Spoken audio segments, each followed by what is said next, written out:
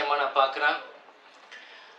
அதே மாதிரி இந்த மேடையில் இருக்கும் எல்லாருமே என்னோட சீனியர்ஸ். எனக்கு என்ன பேசுறதுன்னு தெரியல. அதனால உங்க எல்லாருக்குமே இந்த நேரத்தில் நான் கேட்குறது, ஷம்முவை பிளெஸ் பண்ணுறதுக்காக தான் எல்லாருமே இங்கே வந்திருக்கீங்க.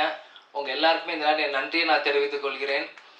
முருகதாஸ் சார் வந்து நான் சின்ன வயசுலேருந்து ரமணா படத்துலேருந்து நான் பார்த்துட்டு இருந்திருக்கேன்.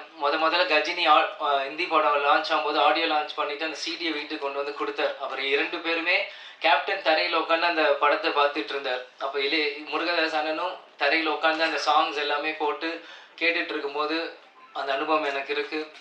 பொன்ராம் சாரும் சசிகுமார் சாரும் இப்போ தற்சமயமாக ஷம்முகோட படம் பண்ணுறப்போ பழக ஆரம்பித்தேன்.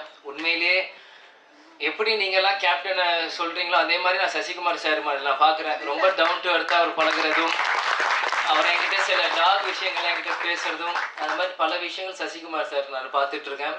அதே மாதிரி நான் எந்த ஷம்மு பொன்ராம் சார் படம் கொம்பு சீவிக்கு போகும்போது கூட செட்டில் பொன்ராம் சார் வந்து அவ்வளோ ஆக்டிவாக அந்த ஷார்ட்ஸ் ரெடி பண்ணிட்டு இருந்தார் ஒரு போலீஸ் செட்டப்பில்.